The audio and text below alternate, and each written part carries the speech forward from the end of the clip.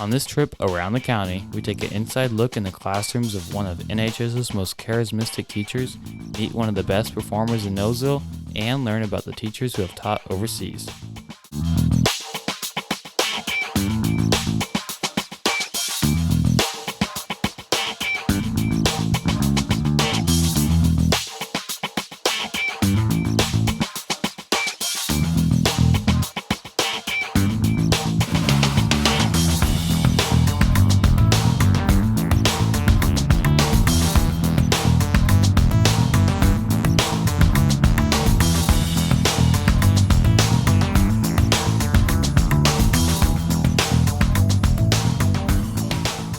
Welcome to Around the County. I'm Elizabeth Myers. I'm Mason Mundy. On Around the County, we take you to places you may have never been and introduce you to people you may not know. A lot of talented performers can be found in the halls of NHS. Producers Hannah Hyatt and Elizabeth Myers takes us behind the scenes with Maddox Morrison and his performances around NHS in Hamilton County. My name is Maddox Morrison and I'm a junior at Noblesville High School. Maddox is a performer in Noblesville. He says he has always been interested in the arts. So when I was very young, I was obsessed with High School Musical and The Little Mermaid and just Disney, and I kind of was like, I want to do that when I'm older, and yeah, I just loved performing ever since. John Neubauer is a choir director at Noblesville High School and has worked with Maddox for the past 3 years. I'm John Neubauer. The program, his parents and grandparents, I think, bought like a shout out, and some of the photos they sent were just interesting to me because they sort of foreshadowed like what he was born to do. Because one of them was him literally wearing a High School Musical t-shirt when he was, maybe, I'm thinking 5 or 4 years old. And then there was another one where he was doing something really dramatic, like striking a pose and, just foreshadowing what he was, who he was meant to be. Maddox says he puts an immense amount of preparation before performing. Yeah, so I would say practicing with anything you do. I also do voice lessons outside of school and obviously dance lessons. It just helps with so much. I think when especially going to auditions, you just feel so much more prepared and so much more confident rather than going in kind of blind and not really knowing what you're doing. I would say he's very driven and very focused, easy to coach because he listens and takes in information pretty quickly and pretty much does it the first time. He's a pretty exceptional junior in that he has a lot of training that he definitely didn't get at Noblesville High School because he is a trained dancer. He dances at a superior level. That makes him a triple threat, which is what acting people are looking for. Okay, so what's your favorite show you've been in? Right now I would say I did Saturday Night Fever at Civic, and that was a super cool experience. Yeah, I played Gus. He was one of the faces. He was in this gang. What is special about you, Maddox? I just kind of work hard at what I do. I don't really stop. I'm constantly practicing, even after rehearsals when I'm at home. I guess I'm always focused on the end goal, which I want to be an actor, and that just keeps pushing me forward. Even if I'm feeling down or feeling maybe I can't do this, I'm always having that in mind.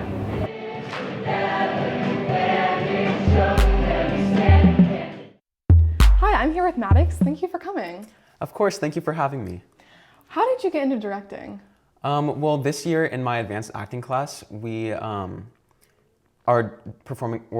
putting on our thespian competition show, and she kind of just gave us the option to student direct, and I sort of just volunteered myself. Yeah. Nice. And what show did you direct? This year we did The Cards of Fate. It was our thespian competition show. Yeah, it's like a game show premise that kind of goes dark at the end. It's really cool. Nice. How did your first show go? It went really well. The audience loved it, and we actually ended up winning our regionals, and we also got Best Supporting Actress and Best Lead Actress. Good. What are some challenges you had to overcome when you started? Well, I wasn't the only director. We had two others. It was Trevor Greenlee, Riley Odell, and me. And it was just weird because we were sort of put into this one job position, and there were three of us, so we kind of had to like figure that out. And I think our biggest struggle was casting the show because we were casting our peers and the people we were friends with. And so I guess that dynamic was kind of weird at first, but I think it ended up working out pretty well overall. Good. And how does directing relate to acting? Well, I've acted in many shows before from many different people with many different directors, and so I kind of was able to pull from those different experiences and think of things like, what would that director do, or what would this director do? And yeah, so yeah. Okay. And would you rather perform or direct, or both? Well, I love directing, but I would say I would rather perform. I guess this year I'm kind of wishing I was in the show. Well, I loved directing it, but yeah, I think performing better. Nice. Thank you for stopping by, Maddox. Thank you so much for having me.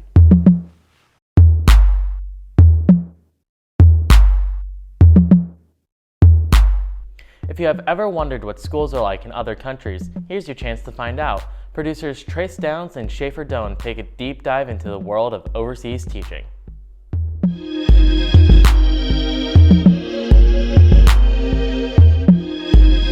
Being a teacher during the last few years has been tough. You have to be resilient with all the new regulations that are put in place. However, forget about teaching here in Noblesville for a second. How tough is it to teach in other places? Not just in other schools or states, but what about teaching overseas? Butch Robbins, known around NHS as B-Rob, taught at Noblesville for more than 20 years. He's retired now, and he taught in China in 2015. It's a place he's always wanted to visit. It was one of my goals as a kid. I always wanted to, I thought it'd be fun to live in another country and do. And in 2015, I got to go over there for the first time in the summer, and I had done it for 5 summers till 2019. And I just feel really comfortable there. I know my way around campus. I know my way around Beijing. Robin says he loved his time in China, and despite COVID, he aspires to return there again. I'm not going to be able to go now. I hope maybe next school year I can. It was about a 1.5-year process of going through documentation, getting things verified, getting things done, going through the consulate, and because of COVID in the whole process, you couldn't go face to face, so you have to deal with the mail, and mail it took time. Ryan Brewick currently teaches engineering at NHS. He spent a year teaching in the Middle East in 2019. I taught in Dubai at the American School of Dubai, which is in the United Arab Emirates, and I taught there from 2018 to 2019, that school year, just the 1 year. I taught physics and I taught chemistry, and it's an American school, so the expectation was that all the students could speak English, so that school community was super tight.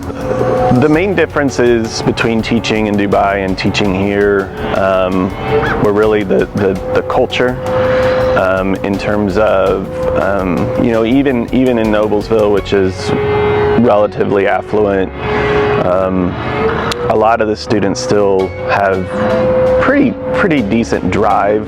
They work hard. That's not to say the kids in Dubai didn't. And I still keep in touch with some of my former students from over there that, it's just nice to talk, and they want to try it. Like I helped a student a couple weeks ago. It was taking a national test for English because he's trying to get to go to Australia to do his doctorate work, and so he had to do a number of tests, so we practiced his English and stuff. So it's just something else to do. There are the other things. There are lots of other programs that want English-speaking teachers to help their students with English. For anyone thinking of working overseas, Brooke has a couple words of advice. It was a 2-hour flight to Jordan. Okay, that's a 13-hour flight from here. It was a 5-hour flight to Poland and to Germany. I would say if you get a chance to live, whether it's for teaching or just for a job or just whatever, consider the things that are really close to you that weren't, right? You know, that's something you really can't pass up. So if you're in Europe, you're in East Asia, Central Asia, go places outside of where you're working.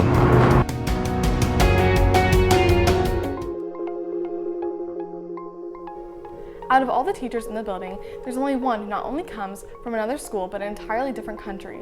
Producers Mason Mundy and Carter Maximovich take a closer look at Mr. Herity's everyone's favorite Irish teacher.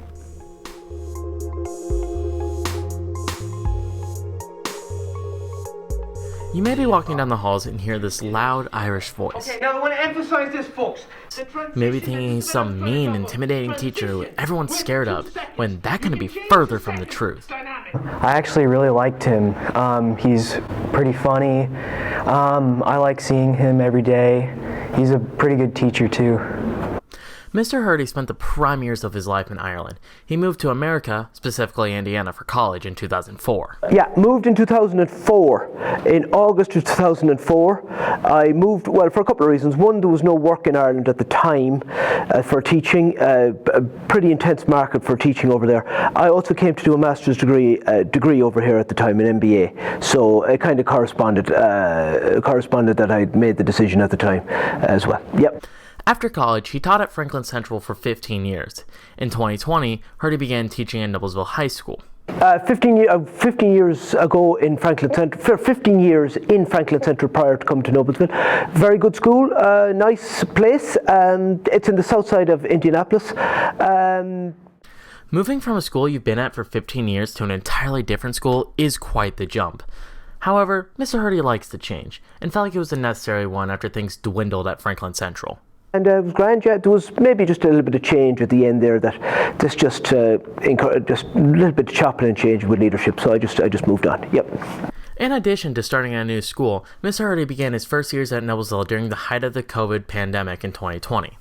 Yeah, that was interesting. COVID started in March time, kind of mid-March of that year, 2020. Well, it started probably before that, but it kind of hit us here in central Indiana around that time.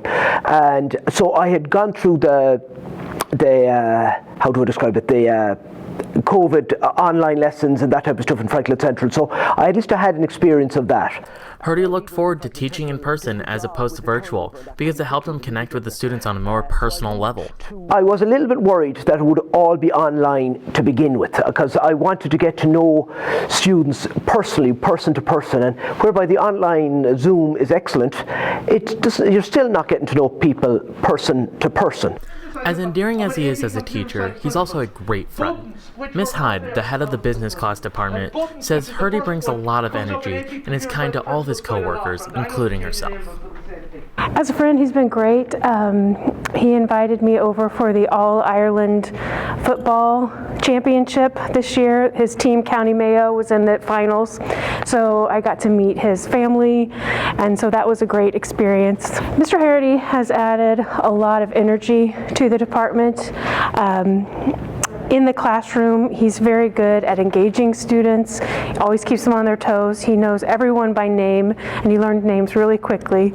The thing most new students of Herity's picked up on early in the school year were his sayings. So some of my phrases or sayings, I guess they're just phrases, natural phrases from home. One of which being, "That's just how the cookie bounces." I don't know where I got that one from. The mixed metaphors. Yeah, I don't know where I got that one. No, a cookie does crumble, it doesn't bounce, but we'll keep as it is for the time being. So, if you see Mr. Herity outside of room 1230, don't be afraid to say hi.